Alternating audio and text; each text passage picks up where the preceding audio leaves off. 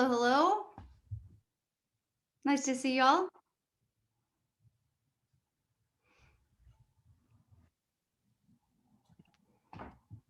We'll give it a second while everybody comes in. But in the meantime, am I your first class today? Have you had several already this morning?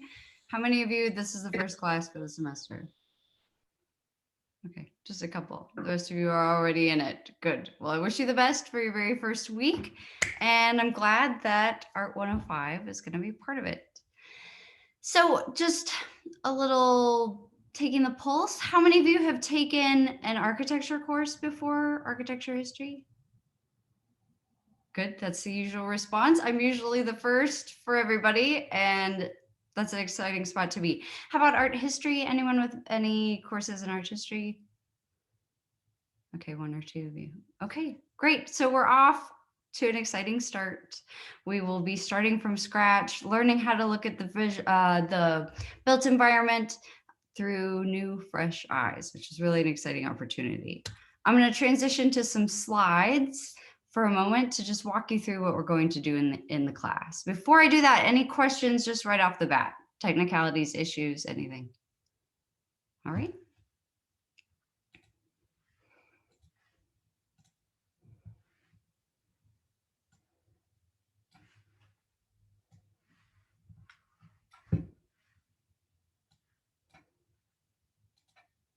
Okay, thanks for your patience while I get this set up. And here we go. So this class, while it's technically called Histories of World Architecture, we are looking at it as global architecture in the Anthropocene. For how many of you is the word Anthropocene familiar? Anybody? Okay, the Anthropocene is a geological epoch, we'll go through this more in the course, wherein humankind's activity on the earth shows up in the geological footprint.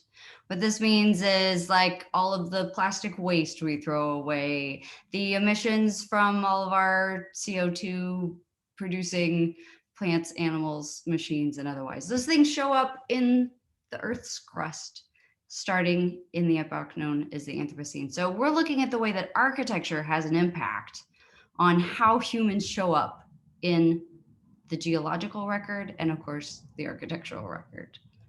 We're doing this in a global manner. We'll walk through why that's a little different than many other classes you'll take in either art or architecture.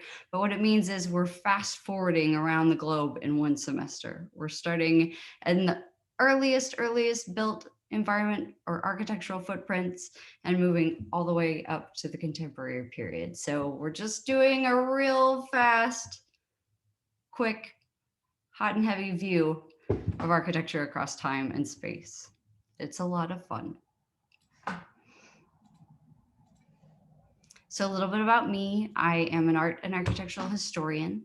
My focus is on the art and architecture of Latin America. I did my PhD at Rice University.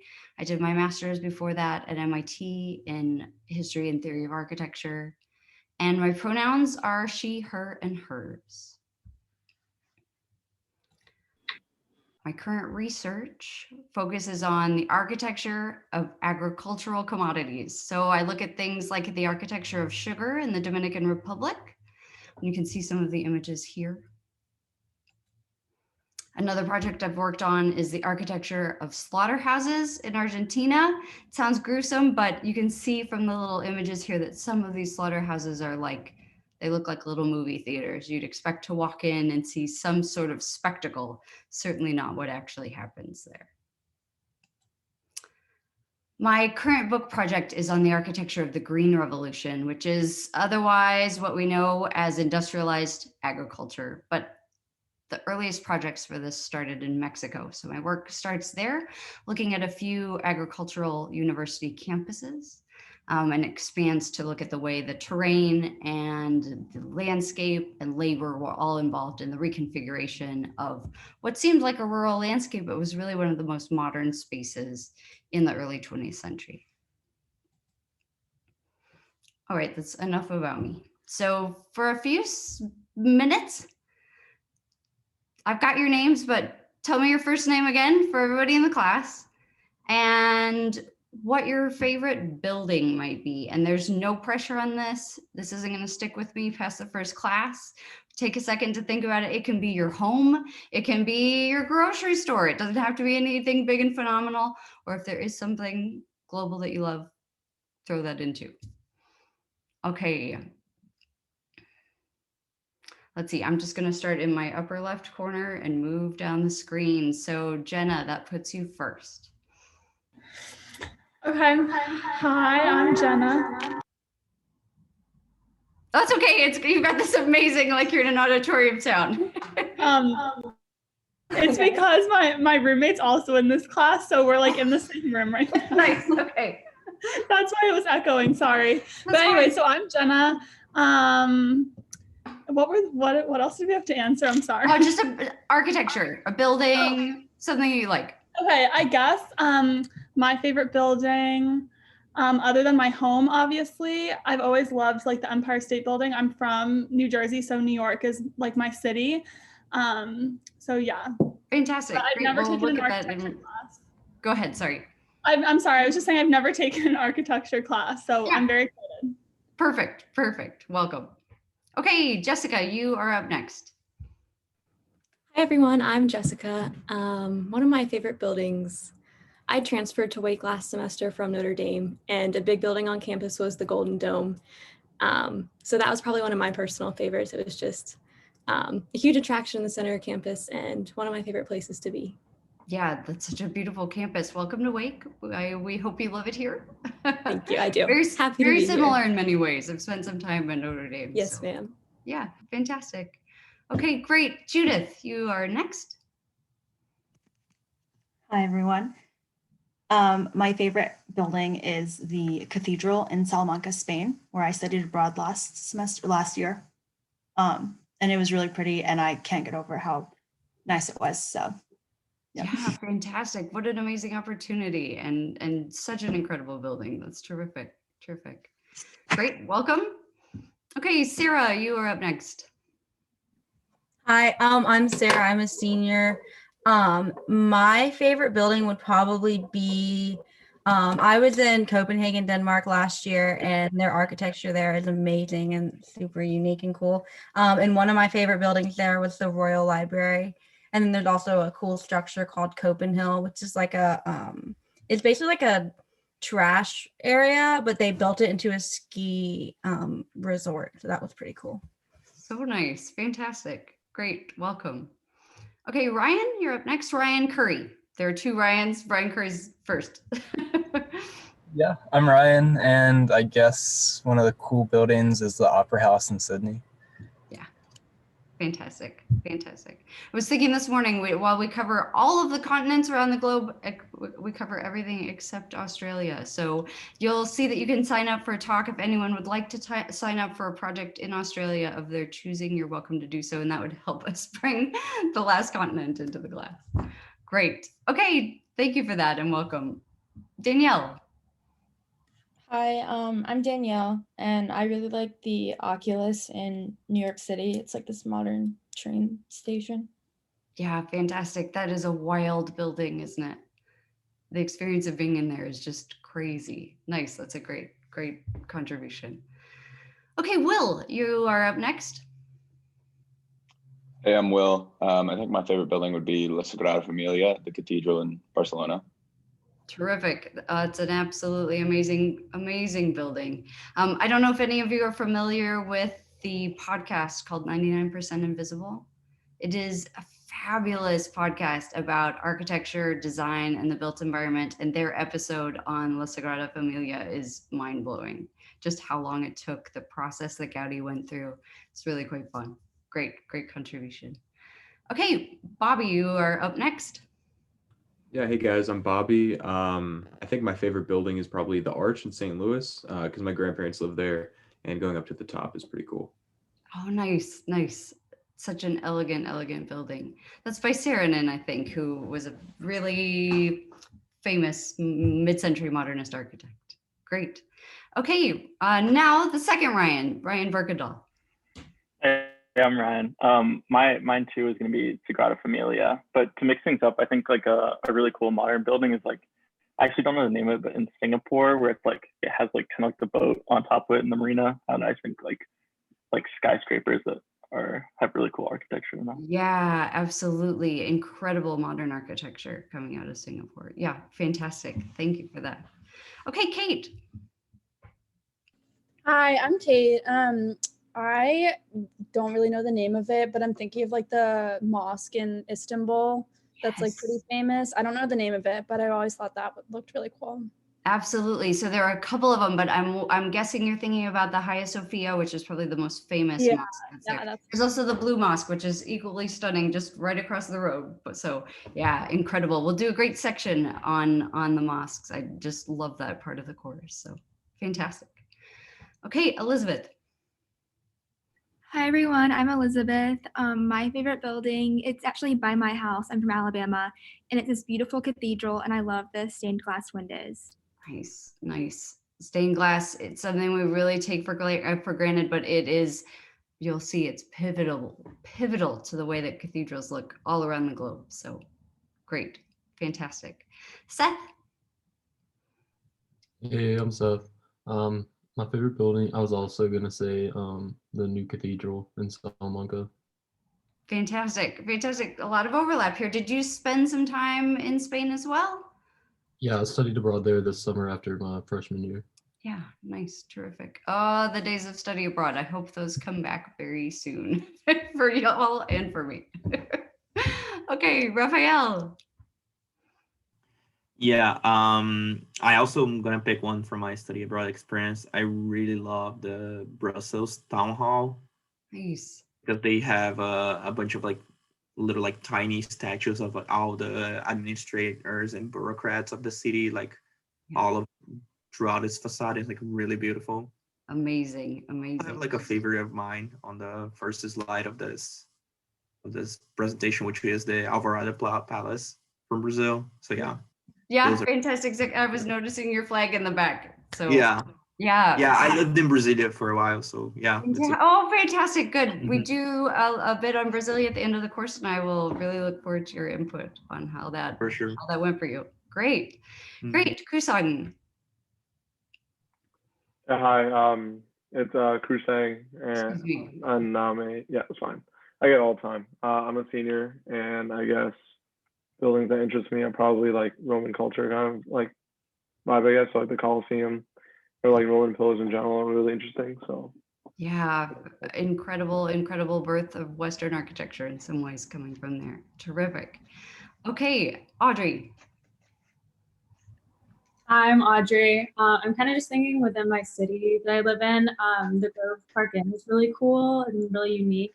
And then there's also a basilica. It's like the largest freestanding dome, which is like really unique and really cool to be inside. So it's a fun one too. Fantastic. Terrific. Welcome.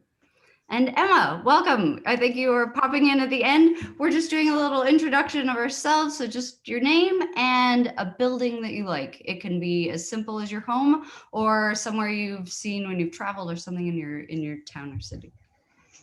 Okay, cool. Yeah, sorry, my Zoom was doing something weird. But yeah, so I'm Emma. I'm a sophomore. I'm a double major in studio art and English. And my favorite building, I don't know, it's not really like a specific building, but I love, I got to spend 3 weeks in New Orleans one summer, and I just love all the French Quarter architecture with the blend of Spanish and French. I think it's really cool. Absolutely. Yeah. Such a great city made up of so many different cultural threads and backgrounds that really show up in the architecture. Terrific. Well, it's so nice to meet each of you. It's nice to hear what you're into, what you're thinking about. And I look forward to integrating all of that as we move through the rest of the class. So for today, for the moment, you can see, because it's been on the screen for a little while, I'm going to put you into breakout rooms to answer this question, which is just, what is architecture? Don't look anything up. Just jot down a few ideas. There are really no wrong answers on this. Just what comes to mind when you think about what is architecture? Okay, give me a second to get this set up.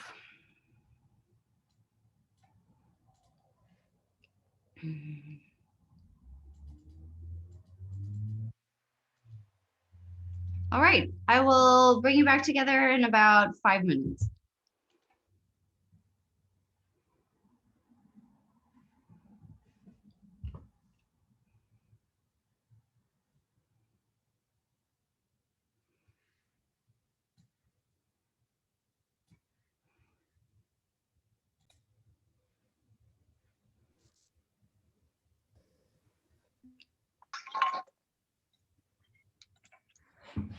Welcome back.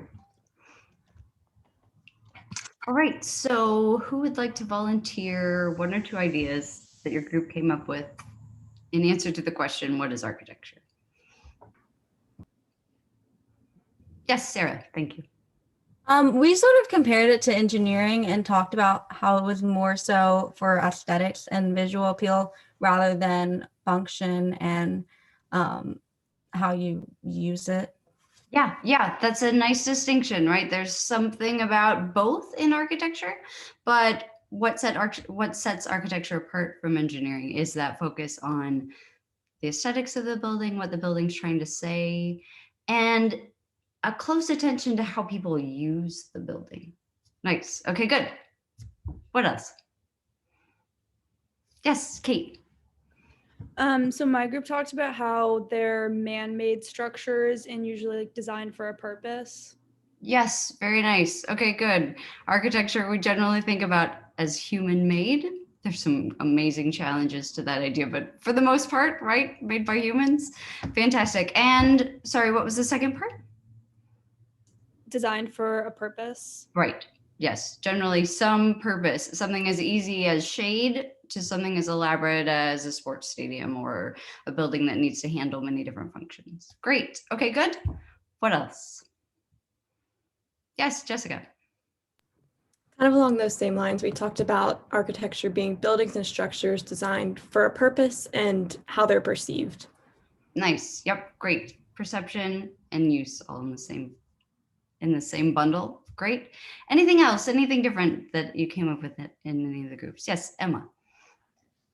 Another thing was like the design of building or like structures, I guess, to like influence how people like interact with each other, but like also influence how people like interact with the space. Yeah, absolutely. Absolutely. There's some great and crazy examples of how architecture really manipulates bodies in a way, right? There are things we can and can't do because walls are in a particular place. There are things we can and can't do because stairs do or don't exist. Yeah, excellent. Great. Anything else? Yes, Jenna.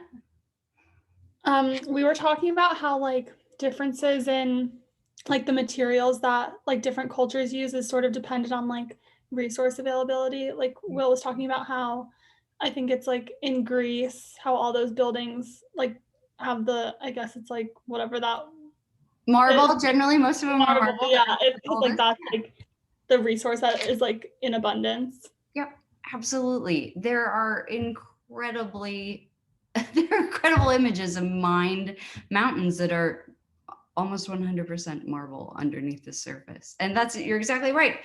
It's right there. It's the thing you're going to use at first, right? Great. Anything else? These are really, really great examples. So let me get back to sharing my screen here. You've really covered quite a lot.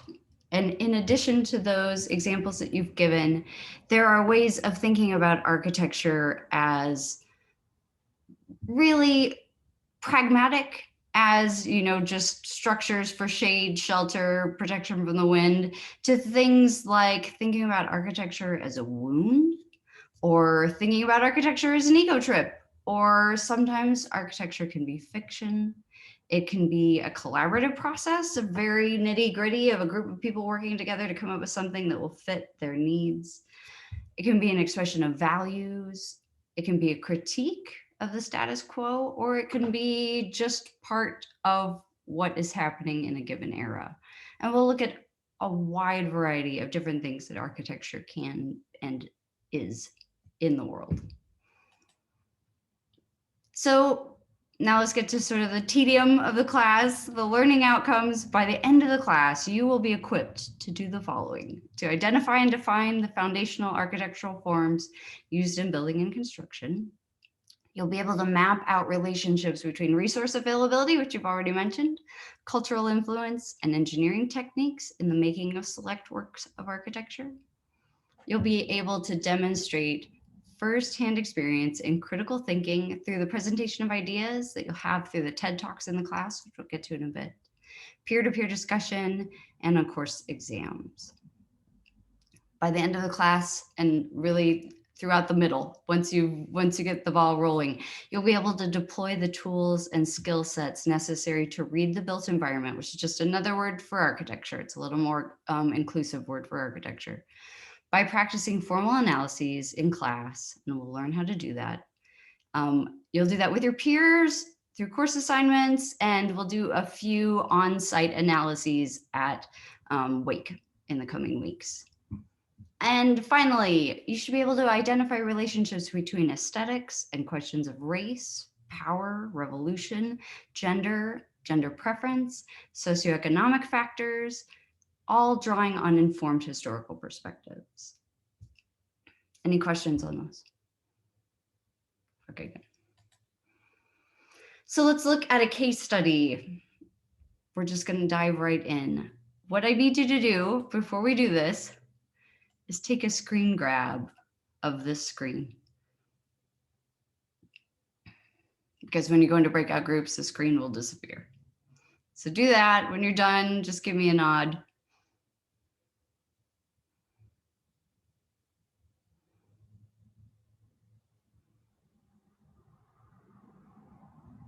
Okay, most of you got it. All right, so I'm going to break you out into groups. Your task is the question or questions at the top. Looking at this building, these are all parts of one single building. What does this building say about the political, economic, social, and technological aims of its time? All right, ready?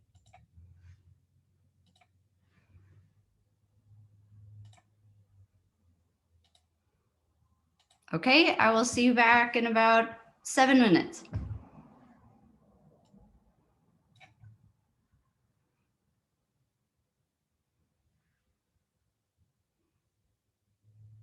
For those of you who are doing the course asynchronously, this is a time to study that image that you have before you of the Rooms to Go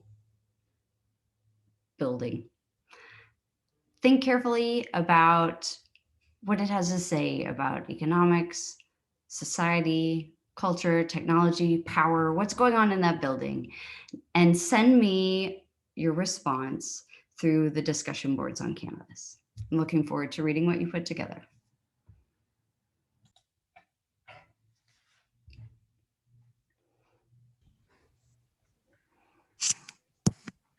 Welcome back.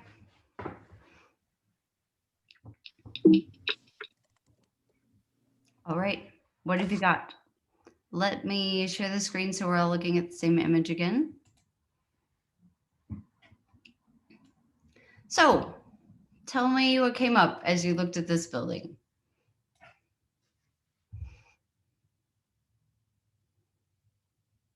Yes, Kate.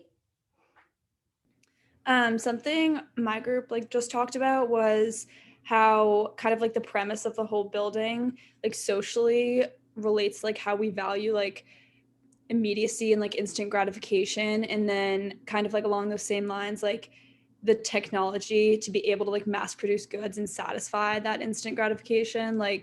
We see it on Amazon, it's we need it the next day, and this whole building kind of represents that. Yeah, absolutely. Great insights. Now I'm going to open this question up to everybody. Given what Kate is saying about how it speaks to our sort of instant gratification culture, what about the building shows you that? Yes, Judith. The front is definitely for curb appeal and to appeal to the customer coming in. And then even the grass is nice. And then if you look at the back, it's kind of ugly, the grass is gross. And then it's not the same. So it's definitely like a facade to appeal to the people coming in. Yes, absolutely. Absolutely. It's sort of like, well, I'll let us keep going on that. Yes, great. This very dramatic distinction between consumer appeal and then the actual function happening in the back. Good. What does that say about the two very different groups of people who are involved in this building? What's happening with those different groups and bodies? This can be open to everyone. Yes, Audrey. Yeah, I think. Go ahead, Brian. No, go ahead, Brian. I think I saw you flash and I wasn't sure. So okay, go. Yeah, I think it's interesting because like the front of it's definitely tailored to like a very specific class of people. Like, I mean, it looks very modern, like kind of upper middle class area, where then the kind of the back end is very bare bones, and it's probably for like kind of lower paid labor. So they kind of tailored the look of it to kind of who was using it, kind of like what you're talking about. Yeah, absolutely, absolutely. Audrey, did you want to say more about that before I go on? It kind of like relates a little bit, but I was going to say the back is like catered to like the technological side, while the front's catered to like the social side of it. Yeah. Yeah, great. So, and we can see this to push it even further. You can really see this in the distribution of windows. And distribution windows is really saying way too much because all of the windows in the front, 0 windows are in the back. And it's the customers they're trying to draw in, right? Like, look at us, we're so amazing and great, come see what we have. But the actual people, it is technology working in the back, but I mean, I am going to imagine there are at least 100 people employed in the back end of that site. And the way that they're being treated is radically different than the customers, right? No daylight. It's a huge box. Just no reference points for where to get in, where to get out. It's just wildly different, right? Okay, good. What else? Yes, Raphael. Yeah, I guess it really speaks of this sort of like advertising window dressing culture that we have here in the West, whereas like it's kind of like expected to bombard and like to really like throw like your best, your brightest, your most appealing things to the customer up front, whereas like the reality of it, like not necessarily the reality of it, whereas like in the back you're seeing the day-to-day functioning part of it, but not necessarily the product that they're selling, the experience that they're selling to you. Perfect. There's product in the back, but there is an experience, and every company is trying to market themselves as, here's an amazing experience. Your home can be transformed. Your living room will be so much better. And really, it's a bunch of stuff in boxes like any other stuff in boxes. Okay, good. Will. Yeah, so we also talked a lot about the use of shapes, how on the front there's lots of curves that are probably unnecessary, and on the back it's very boxy and grid-like inside, so they can really keep things organized and work on efficiency as opposed to aesthetics. Yeah, absolutely. So we can imagine that whole back part of the building has been created based on cost per square foot, right? And the amount of goods that can be contained in that square footage. It's absolute efficiency. You're totally right. And then in the front, they've done these wild things depending on your taste, whether you like them or not. You know, there's a mishmash of all different sorts of architectural styles. Not only do we have one entrance arch, we have 2 entrance arches to really like, oh, it's even better, you know, and then you have all of those windows, all of these rounded forms. It's a great distinction between the pragmatics of rectilinear form or box form and sort of the exuberance of these other shapes, right, as we see them here. Great. What else? Yes, Bobby. Our group also talked about the location, so it looks like it's kind of out of the way. It's not in the middle of the city. You can see like the flat plains around it. So people who would be going here would probably have already gone here despite what it looked like. So it seems like it's trying to lure them in even more. Yes, great. And to push that even further, because there is nothing around this. I used to drive back and forth past this building on my way to Rice in Houston, coming from out of town.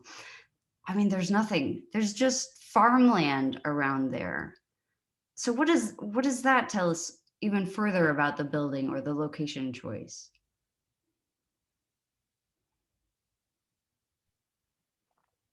I mean, it's probably pretty cheap to get the land kind of, they're not in a very, they didn't go for like a very highly populated kind of higher rent area.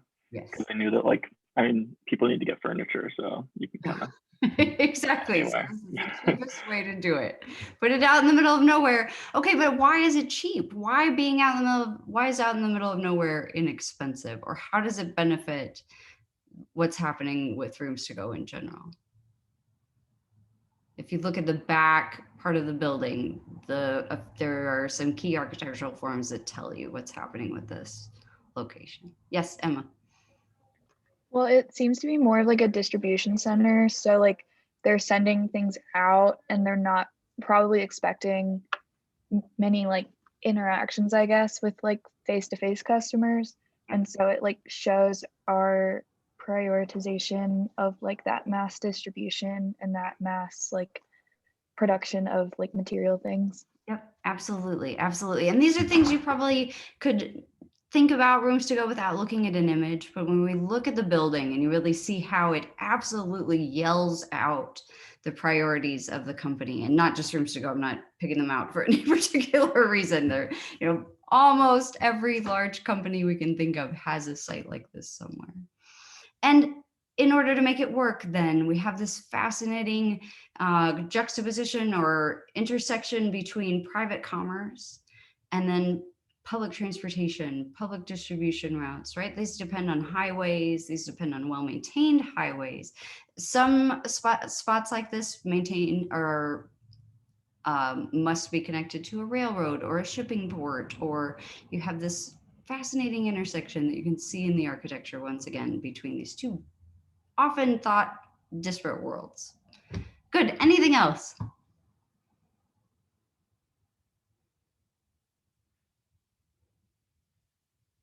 Great. Without seeing the people, you know, we can make some guesswork. This is in it's in the southern United States.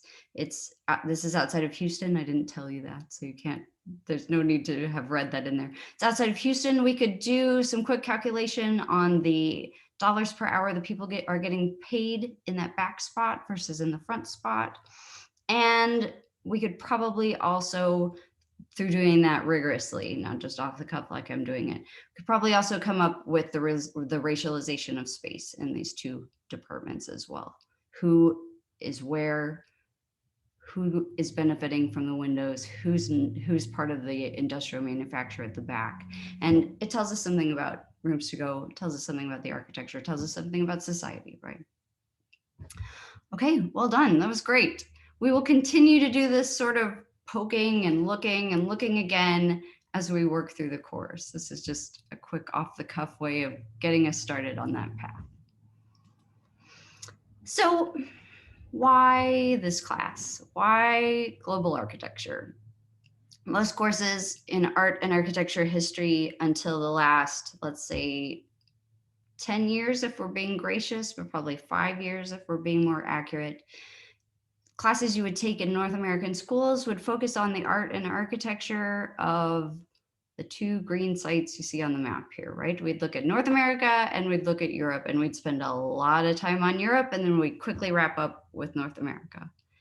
And not only is this a Eurocentric way of looking at architecture, we would miss out on so much if we continued to only study these two parts of the world. There's incredible building, incredible thought, incredible architecture happening all around the rest of the globe. So with this class, we're going to look at global architecture. We're doing it through the lens of the Anthropocene, as I said. And through that, we're looking at materials. What is material proximity? What are the ways that humans utilize, appropriate the materials, resources right around them to build the world that we live in? So we'll look at things like stone in the early Mesoamerican pyramids. We'll look at wood in the incredible shrines and temples of China and Japan. We'll look at earth and mud cut brick in the architecture of northeastern Africa. We'll look at rock cut structures in the Middle East that are cut right out of the cliff sides. And we'll look at brick in South America. But we won't stop just with those very tangible materials. We will also look at things like geometry, abstraction, and worship in the mosques in Turkey, as we mentioned earlier, and elsewhere. We'll look at things like oil and agrologistic space and how that contributes to the built environment as we know it through highways and other things that rely on petroleum. We'll look at nuclear power and pneumatics and how that shaped a whole new way of thinking about architecture.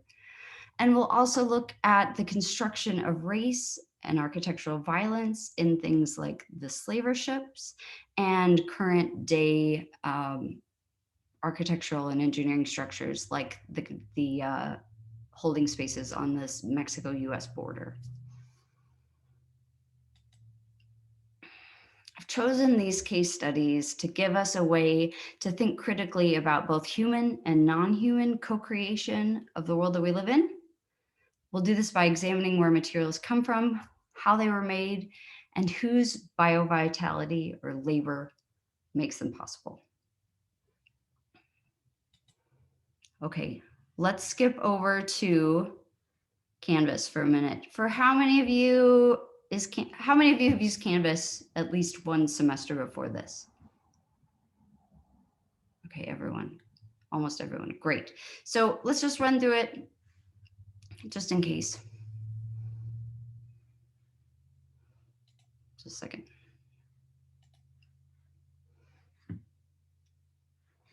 What's going on over there? Okay.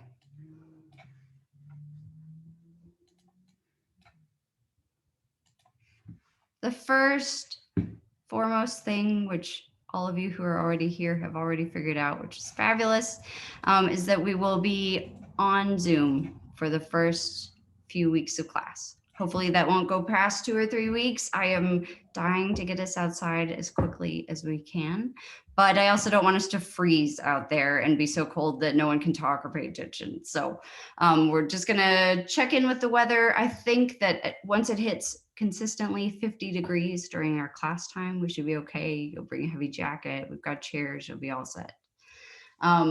Until then, we're on Zoom, obviously, and you're already here, so that worked out great. Okay. Are you seeing my Zoom page over there? Or excuse me, are you seeing the Canvas page? Okay, thanks. Sometimes it goes sideways. All right, so first things first. You'll want to work through the Getting Started module. It will tell you almost everything you need to know. I need to tell you up front that I have imported prior classes into this Canvas module. And so sometimes dates will be wrong. You'll see something due on November 26th that is obviously not due on November 26th. So when that happens, just cross-reference with the calendar and any other due dates that are there. I tried to catch them all, but just in case.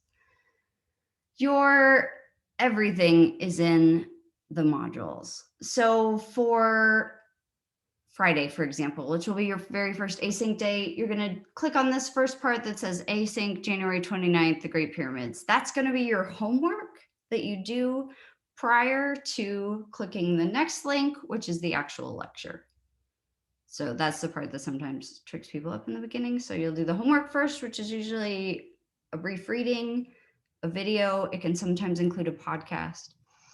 If I have included a podcast and a video and a reading in the homework, the podcast can be optional. Some people learn better when they listen. Some people learn better when they read. Pick the option that works best for you. The content generally overlaps. So you don't have to do them all. You're welcome to do them all, but just a heads up there. And then anything like assignments, all of that will be in these modules as well, telling you what's coming up, what's due, and what needs to happen to make it in on time. Any questions on that? Okay, your exams are not cumulative. I just want to say that again, your exams are not cumulative.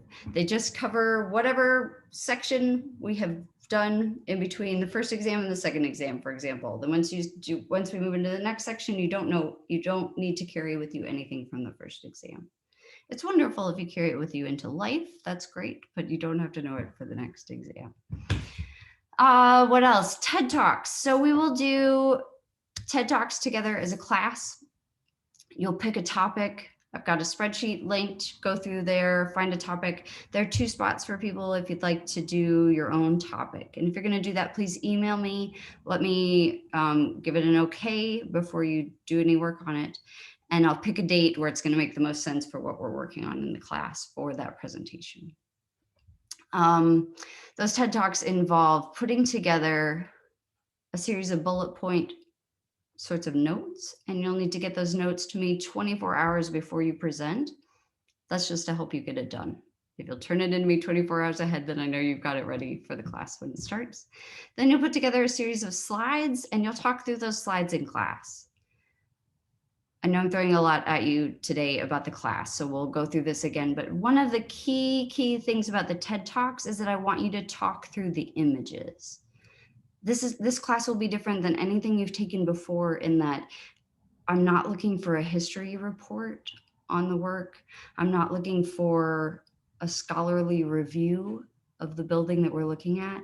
I'm looking for you to look really carefully at that building like we just did with the Rooms to Go store and tell me what you see and how what you see tells us something else about the culture of the time. This will become intuitive as we go. It will be awkward at first. And for those of you who do the first TED Talks, you have grace and ease in your grading because I know we're just getting started with that. Any questions on those? Okay. Any questions in general? Let's talk about participation for a minute. So participation happens through conversations like we had today, and maximum participation is when you either raise your hand to respond to what we're talking to, or you don't raise your hand and respond to what we're talking to. Any contribution to the class that moves the discussion along, that's great and important for participation. It makes the class work, basically. On your async days, and I know everyone hates this, I hate it too. I just can't come up with a better way to do it. On your async days, I'm going to ask questions throughout the videos that you're watching, just like I did today. Like, what do you think when you see all those windows? What does it make you think about when we look at those transportation bays at the back of the building? And I'm going to throw them out very informally throughout the lecture. Pick 3 times that I do that and write responses in the discussion boards on Canvas.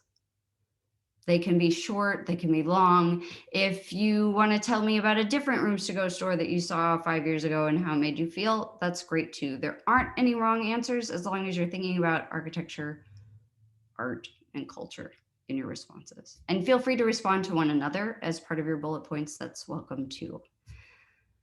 And those are only required for your async days as part of participation. Okay. Anything else? All right, then you're all set up for Friday for your async day, and I will look forward to seeing you again on Wednesday of next week. If you have any questions, email me in the meantime. All right. Nice to meet you all. Take care. Thank you. Thank you. Thank you. Thank you. Thank you. Are those are the asyncs due at a certain time on Friday or? No, anytime on Friday. I just generally go through on Sunday and click a box that I've read what you got and have a little notation on how it went. So. Okay. All right. Yep. Thank you so much. Great question. Yep. I have a question too. So are we supposed to watch the async lecture for today? No, you don't need to watch that for today. That's a great point, and I wish I had brought it up. Because people will be going in and out of quarantine throughout the semester. They're there in case people need it. Or if you just are out of town for or unavailable for whatever reason, that's why those are there.